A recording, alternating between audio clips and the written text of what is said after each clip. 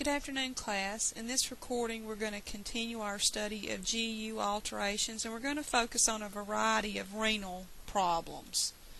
Shown here are our focus conditions for this recording. We're going to look at one congenital disorder, a number of immunological kidney disorders, a couple of degenerative disorders, and we're going to look at renal cell carcinoma and trauma. A congenital disorder is inherited or from a genetic condition. Immunologic disorders may be associated with lupus, diabetic neuropathy, or any type of immunologic changes in the body. Degenerative conditions can include multi-system disorders, many relating to the blood vessels. So the one congenital disorder we're going to look at is polycystic kidney disease. And in this condition we have fluid-filled cysts develop in the nephrons. And they may enlarge 2 to 3 times. Cysts can occur in the liver and blood vessels as well. And these lead to cystic rupture, infection, and formation of scar tissue and damage to the nephrons.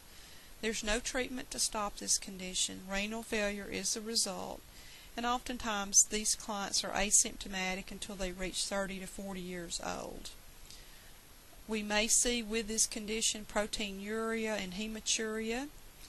These are typically diagnosed through renal sonograms, CAT scans, and MRIs. Key features are listed here. Interventions include monitoring for gross hematuria, because if it's gross hematuria, most likely these are rupturing, and so they're at risk for bleeding. We may see also increased sodium and water intake because of loss of both with this condition, so they may start wanting to take in more water and sodium. If they do have the cyst rupture, we want to put them on bed rest and monitor their H&H. We may prepare them for a percutaneous cyst puncture for relief of any obstructions that these may be causing, or for draining the cyst. We will administer antihypertensives to treat the high blood pressure, and ongoing we're going to prepare them to be put on dialysis. So education and all the things we're going to talk about relative to dialysis will apply to these folks eventually. We also manage the care through managing pain and constipation. The next condition I have listed is glomerulonephritis. It's a term used for a variety of disorders, most commonly caused by immunologic reaction. This condition is diagnosed with a kidney biopsy. It results in proliferation and inflammatory changes within the glomerular structure in the nephrons of the kidneys, resulting in destruction, inflammation, and sclerosis. The causes for glomerular include autoimmune conditions such as systemic lupus erythemus, group A beta hemolytic strep infections, history of pharyngitis and tonsillitis before symptoms with the strep infection. Many other infections can also lead to glomerulonephritis. Acute glomerulonephritis occurs within 5 to 21 days of the infection, and it usually 10 days after a strep infection. Chronic can occur after the acute phase, and it develops over a period of 10 to 20 years. And this just shows you a little drawing of this with the cause being the strep infection. You can see the signs and symptoms are listed here. With this condition, we want to monitor vital signs for hypertension and fever, monitor intake and output, collect the daily weight, monitor for edema, fluid overload, ascites, pulmonary edema, and heart failure. Typically these folks have fluid restrictions and they're on bed rest. We want to give a diet high in calorie, low in protein, sodium, and potassium to prevent worsening of the azotemia. We want to also try to prevent fluid retention and hyperkalemia through restricting the sodium and potassium. We want to administer diuretics if they're prescribed, and antibiotics and antihypertensives to these folks. Monitor for them to develop into renal failure. Monitor for heart failure, pulmonary edema, and teach them about treating infections. And so to prevent anybody that has a strep infection, this ought to be something that's taught to them. So we don't want to wait until they have glomerulonephritis to teach them about this. We want to teach anybody that has a strep infection about the potential of developing glomerulonephritis if they don't seek treatment. So we oftentimes need to do this with our younger folks that more frequently have the strep infections. The next condition is nephrotic syndrome. It's a condition of increased glomerular permeability. This is where larger molecules pass through the membrane into the urine or are excreted. So those big proteins so they've got protein in the urine. Those big protein molecules. Remember I said earlier, proteins are not typically in the urine.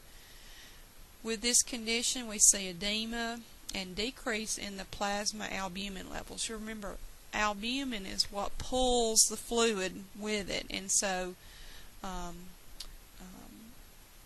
we don't have enough albumin in the blood to pull the fluid out of the tissues with this condition.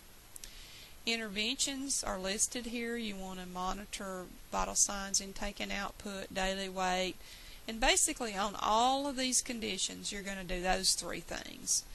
Measuring the abdominal girth is not bad as well, because oftentimes that fluid gets there in the peritoneal space.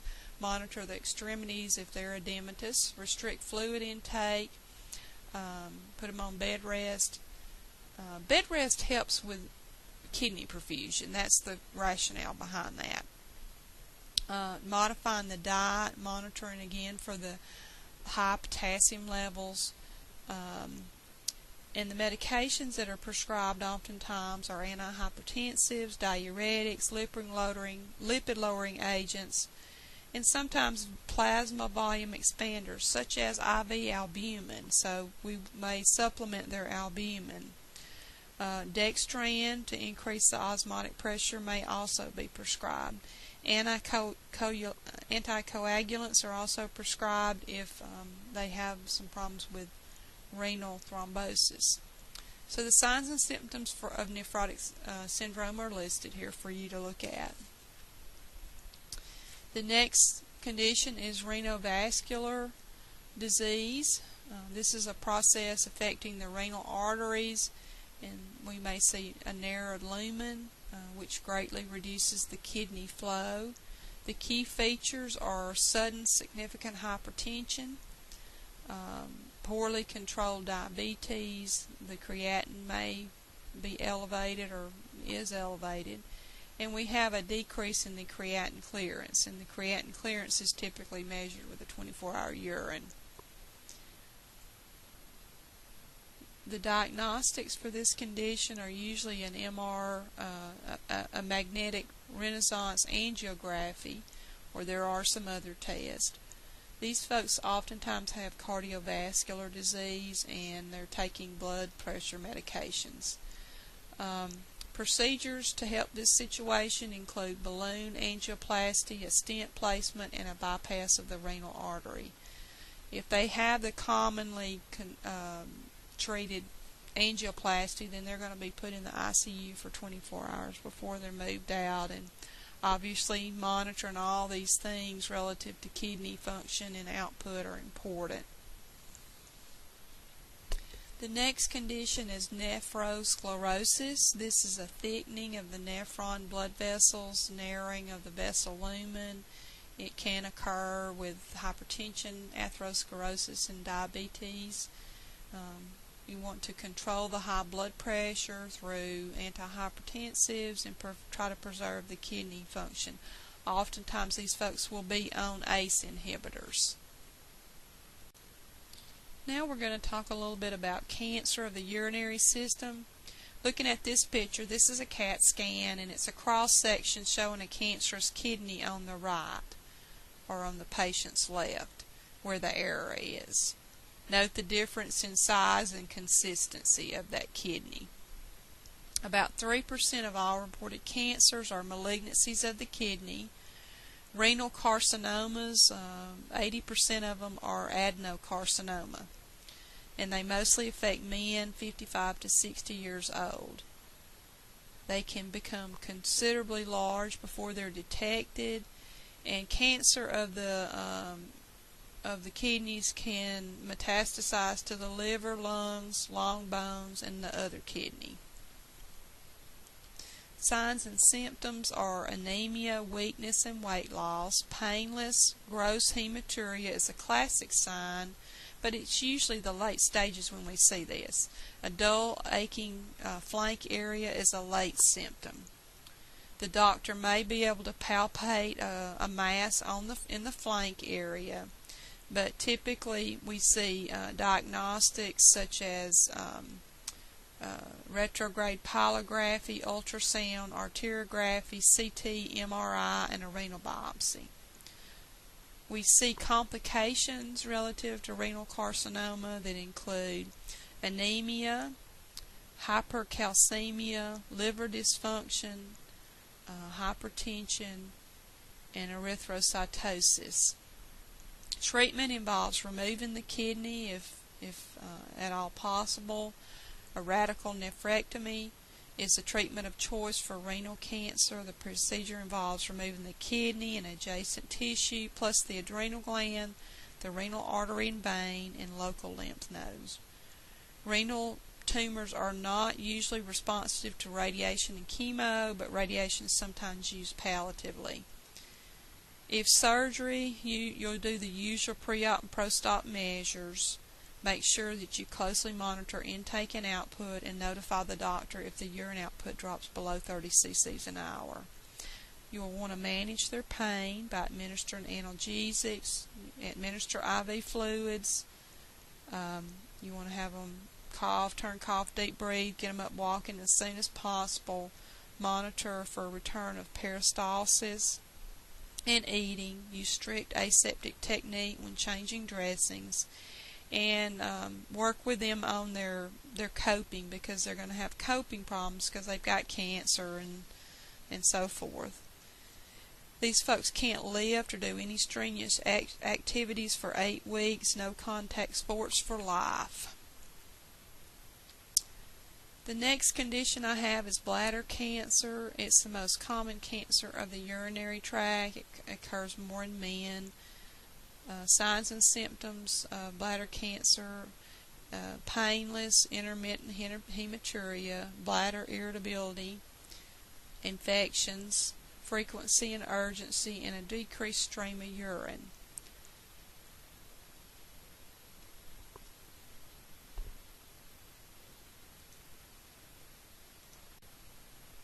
A variety of diagnostic tests are used. A cystoscopy may be used to visualize the bladder, CAT scans, MRIs. Treatment: bladder malignancies are more favorable to chemotherapy than renal cancer. However, surgery is often still the treatment of choice. Type of surgery depends on the cancer, if the cancer is superficial, invasive, or metastasis. Superficial cancers involve only the bladder mucosa. These are often treated with a cystoscopic resection and fulguration, or with a laser photocoagulation. A cystoscopic resection is removal of tissue through the cystoscope. Fulguration is a use of electronic current to burn and destroy tissue. Laser photocoagulation is using an intense beam of light to destroy the tissue. Then we might have a segmental bladder resection or a radical cystectomy.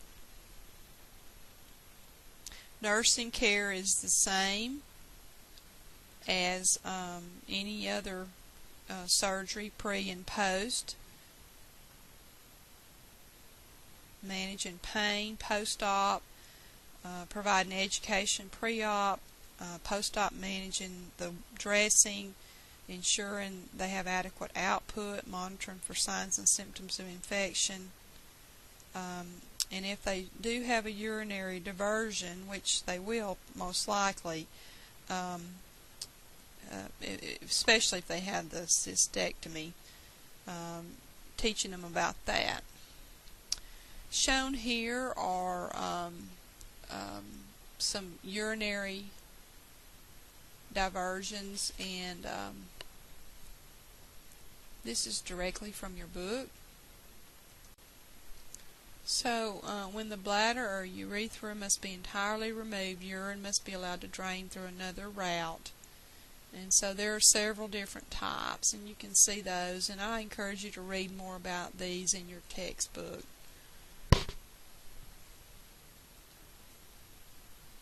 The last condition I'm going to talk about in this recording is the kidney trauma.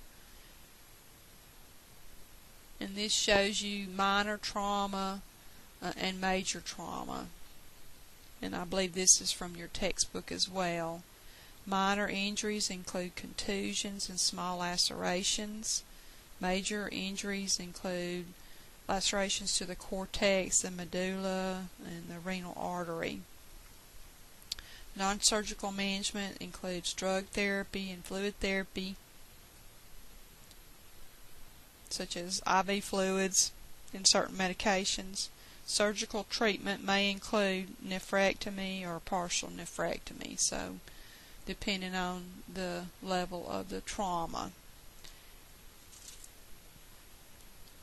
This concludes this recording on renal problems, and we'll have some more recordings as we continue this study of GU alterations. Thanks very much.